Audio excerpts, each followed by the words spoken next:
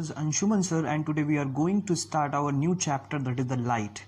Dear student, this is the lecture number 2.1 and here we are going to discuss what is the history and how the light की history को discuss करेंगे ना, किस तरह से जो है लाइट हमारा डेवलपमेंट हुआ, लाइट के बारे में किस तरह से हमने चीज़ों को समझना स्टार्ट किया.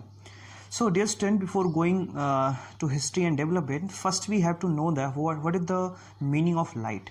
So first of all light is a form of energy. Light एक form of energy है which enables us to see the object when it comes reflected from the object. Light एक तरह की एनर्जी है, ये इसका आभास हमें तब होता है जब वो किसी ऑब्जेक्ट से टकरा करके वापस आती है and produce sensation in our eyes. और जब वो हमारे आइज़ में एंटर करती है तो एक सेंसेशन प्रोड्यूस करती है जो इलेक्ट्रिकल सिग्नल्स में कन्वर्ट हो जाती है और हमारे माइंड में जाती है और हमारा माइंड उस ऑब्जेक्ट को डिटेक्ट कर पाता है. I hope you understand the definition. So light is a form of energy which enables us to see the object when it come reflected from the object and produce sensation in our eyes. Right, dear student? So today, first we have to discuss the history of the light. History of the light. So dear student, किसी भी topic को पढ़ने से पहले अगर हमें उसकी history पता हो तो वो टॉपिक और भी इंटरेस्टेड बन जाता है. तो हम इस लेक्चर में हिस्ट्री के डेवलपमेंट और लाइट के डेवलपमेंट और उसकी हिस्ट्री के बारे में डिस्कस करेंगे, किस तरह से लाइट डेवलप हुई और कौन कौन से साइंटिस्ट उसमें इन्वॉल्व हुए. तो बात हम शुरू करते हैं अपने ब्रह्मांड के बनने से. हमारा जो ब्रह्मांड है वो बहुत पुराना है, इवन कि अभी तक हम जो है ये एग्जैक्ट पता नहीं लगा पाए हैं कि हमारा ब्रह्मांड कितने समय पहले बना. आपको पता है कि एक बिग बैंग थ्योरी जो है दी गई कि हमारा ब्रह्मांड किस तरह से बना, और ये बिग बैंग जो हुआ था वो लगभग 13.5 मिलियन ईयर पहले जो है ये बिग बैंग की घटना हुई थी. 13.5 अरब साल पहले जो ये घटना हुई थी बिग बैंग की. और जब ये बिग बैंग हुआ तो उस समय लाइट की उत्पत्ति तो हुई थी, लेकिन 3 साल तक, बिग बैंग के 3 साल बाद तक भी अंधेरा रहा. मतलब चारों तरफ अंधेरा छाया रहा. बिग बैंग होने के 3 लाख साल तक जो है अंधेरा छाया रहा. फिर धीरे धीरे ग्रेविटेशनल पुल की वजह से धीरे धीरे प्रोटॉन्स का निर्माण स्टार्ट हुआ, प्रोटॉन बनने स्टार्ट हुए, जिसकी वजह से लाइट की उत्पत्ति हुई. राइट, अभी आप बात करेंगे कि प्रोटॉन की क्या इंपॉर्टेंस होती है लाइट को जनरेट करने में, या न्यूक्लियस की क्या इंपॉर्टेंस होती है लाइट को जनरेट करने में. सो डियर स्टूडेंट, धीरे धीरे ग्रेविटेशनल पुल की वजह से बिग बैंग के लगभग 3 लाख साल बाद जो है लाइट का निर्माण हुआ. और ये जो लाइट की किरणें होती हैं, जो लाइट होती है, उसका जो मूल रंग जो होता है वो इनविजिबल होता है. वो उसका कोई पर्टिकुलर रंग नहीं होता है, उसका कोई कलर नहीं होता है. तो बेसिकली जो लाइट है वो उसका जो मूल रूप है वो अंधकार है. राइट, अगर जैसे आप रात में भी देखते होंगे, रात में ऐसा नहीं कि लाइट नहीं होती है, लाइट होती है. राइट, या फिर आप देखते हैं कि जो हमारा स्पेस है, जब आप स्पेस में जाते हो और वहाँ पे आप देखते हो तो वहाँ का जो स्पेस हमें पूरा ब्लैक दिखाई देता है. स्पेस हमें पूरा कैसा दिखाई देता है? ब्लैक दिखाई देता है. लेकिन स्पेस में तो लाइट रहती है. तो इसका मतलब ये है कि जो प्रकाश की किरणें होती हैं उनका जो मूल स्वरूप है वो अंधेरा है, अंधकार है, ब्लैक है. राइट, आई होप ये बात समझ में आ गई होगी.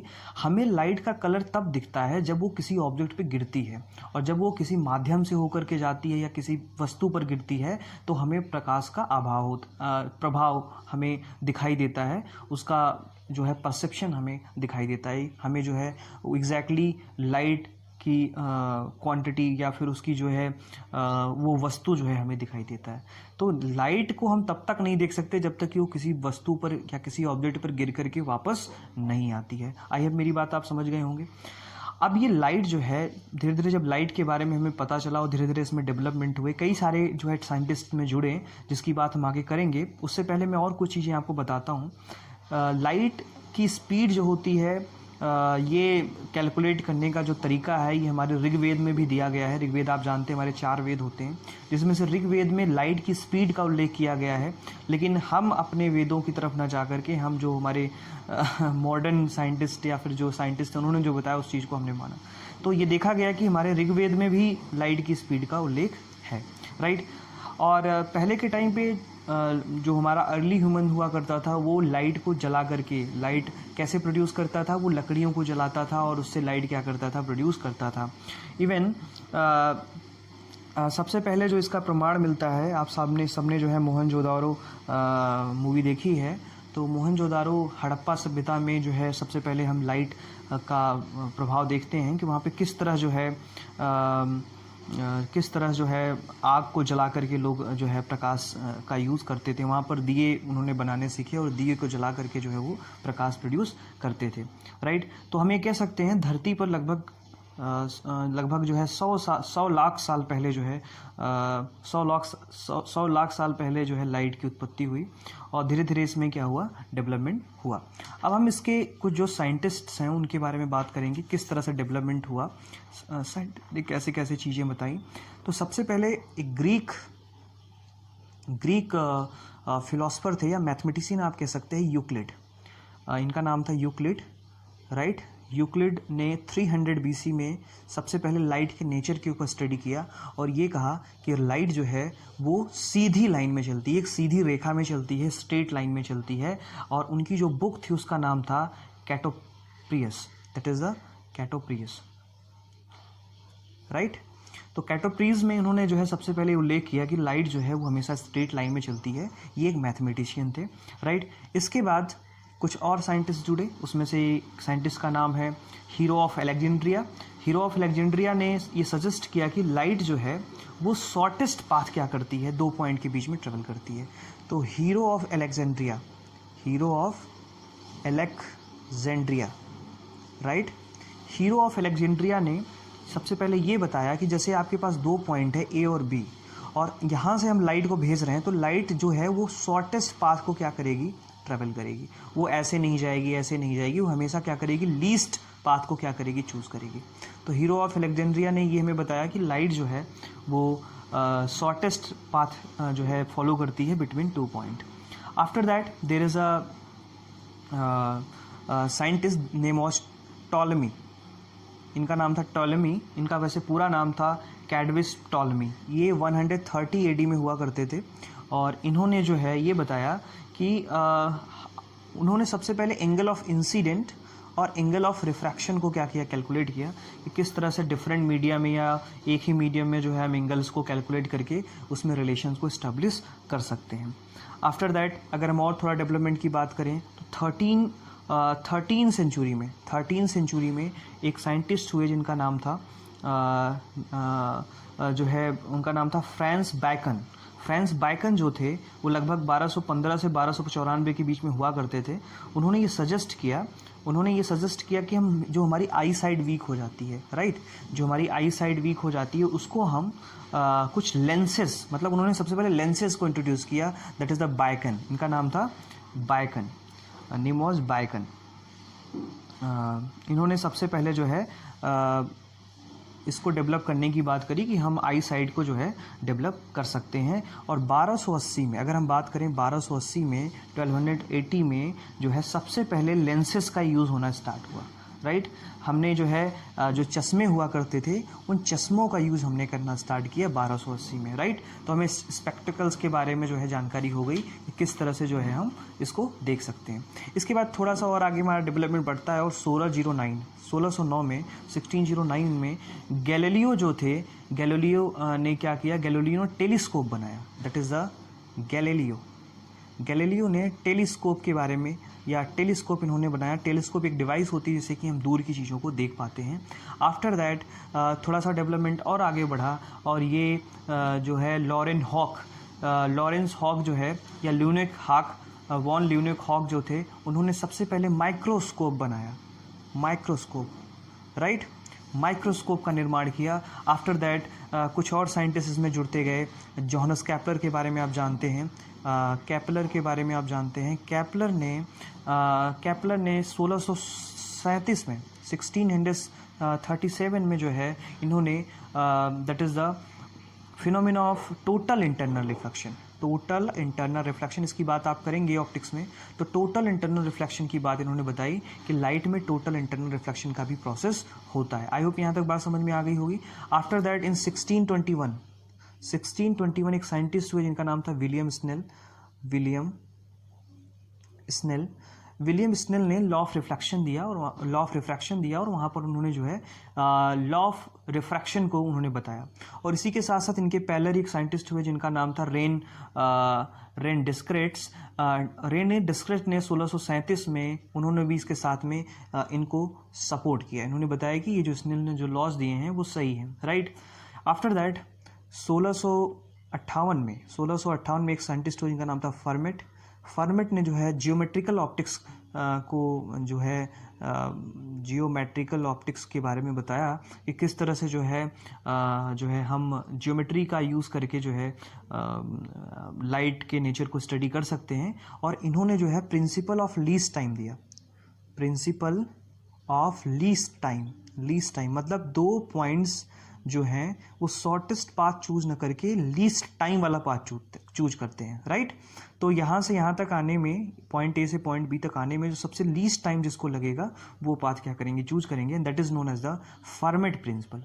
आफ्टर दैट थोड़ा सा और डेवलपमेंट देखें तो 1660 में जो है फिनोमेना ऑफ डिफ्रैक्शन जो है, डिफ्रैक्शन का फिनोमेना जो होता है, डिफ्रैक्शन, इसकी बात हम करेंगे डिफ्रैक्शन क्या होता है। फिनोमेना डिफ्रैक्शन ऑफ जो है एक साइंटिस्ट हुए जिनका नाम था ग्रिमेल्डी ने जो है इसको बताया कि फिनोमेना लाइट में डिफ्रैक्शन का भी प्रोसेस होता है, डिफ्रैक्शन भी होता है, इसके बारे में उन्होंने बताया। अब कुछ समय के बाद हम चलते हैं तो 1667 में न्यूटन्स ने एक बुक लिखी जिसका नाम था ऑप्टिका, जिसमें उन्होंने लाइट के बहुत सारे नेचर्स को स्टडी किया, लाइट स्ट्रेट लाइन में चलती है, ये सब चीज़ें उन्होंने वेरीफाई करी। और उन्होंने न्यूटन्स रिंग के बारे में बताया। न्यूटन रिंग में उन्होंने बताया कि जो लाइट है वो 7 कलर से मिलकर बनी हुई है। अगर इन 7 कलर्स को आपस में मिला दिया जाए तो वाइट लाइट का निर्माण हो जाता है। तो ये सबसे पहले न्यूटन ने बताया। ऑप्टिका उनकी एक बुक थी, और इसी ऑप्टिका बुक के नाम पर ही हम लाइट की स्टडी को क्या कहते हैं, ऑप्टिक्स कहते हैं। तो लाइट के जितने भी फिनोमेनॉज हैं उनको हम ऑप्टिक्स, एक ब्रांच है फिजिक्स की जिसमें इसको हम क्या करते हैं, स्टडी करते हैं, राइट। अब इसके बाद जो है 1670 थोड़ा सा और बढ़ता है। 1670 में जो है एक और साइंटिस्ट होते हैं जिनका नाम था बोहरलियस ने जो है, दैट इज द बर्थेलियस ने जो है 1670 में जो है law of refraction, double refraction को इन्होंने बताया। डबल रिफ्रैक्शन के बारे में उन्होंने बताया कि किस तरह से जो है डबल रिफ्रैक्शन होता है, राइट। 2 बार रिफ्रैक्शन किस तरह से मीडियम में होता है। उसके बाद थोड़ा सा और आगे चलते हैं तो लगभग 1675 में न्यूटन ने फिर से जो है लाइट के ऊपर स्टडी किया और corpuscular theory of the, that is the corpuscular theory of light दिया, थ्योरी ऑफ लाइट। और इसमें इन्होंने, कल्पस्कुलर का मतलब होता है पार्टिकल, तो इन्होंने बताया कि लाइट जो है वो एज अ पार्टिकल की तरह काम करता है, क्रिकेट की बॉल की तरह काम करता है, राइट। क्रिकेट की बॉल जैसे टकराने के बाद वापस आती है, सेम प्रोसेस यहाँ पर होता है, राइट। उसके बाद जो है 1667 में अगर हम बात करें, 1776 में एक साइंटिस्ट हुआ जिनका नाम था रोमर ने जो है प्रैक्टिकली जो है लाइट की स्पीड को डिटेक्ट किया और ये कहा कि जो लाइट है उसकी एक फाइनाइट वेलोसिटी होती है, राइट। फाइनाइट वेलोसिटी होती है और जो है हम उसकी वेलोसिटी को कैलकुलेट कर सकते हैं। उन्होंने जो वेलोसिटी कैलकुलेट करी थी वो 2.972 समथिंग इस तरह से जो है इन्होंने 10⁸ जो है वेलोसिटी कैलकुलेट करी। आफ्टर दैट थोड़ा सा और आगे हम बढ़ें तो हम आते हैं 1678 में, 1678 में हाइजेंस एक साइंटिस्ट थे। हाइजेंस ने जो है लाइट को वेव कहा कि लाइट जो है वो क्या है, एक तरह की वेव है, और उन्होंने जो है वेव थ्योरी ऑफ लाइट दी 1678 में, जो रिफ्रैक्शन और रिफ्लेक्शन को एक्सप्लेन करने में सफल रहा, लेकिन इसकी भी कुछ कमियां थी। इसके बाद थोड़ा सा और डेवलपमेंट हुआ और 1836 में एक साइंटिस्ट हुए जिनका नाम था हर्ट्ज ने जो है इलेक्ट्रोमैग्नेटिक थ्योरी ऑफ लाइट दी, जिसमें उन्होंने लाइट को इलेक्ट्रिक और मैग्नेटिक फील्ड के वेरिएशन के थ्रू जो है समझाने की कोशिश की। उन्होंने कहा कि लाइट कुछ और नहीं है, एक इलेक्ट्रोमैग्नेटिक वेव है। इसके बाद थोड़ा सा और आगे चलते हैं तो थोड़ा सा और डेवलपमेंट हुआ।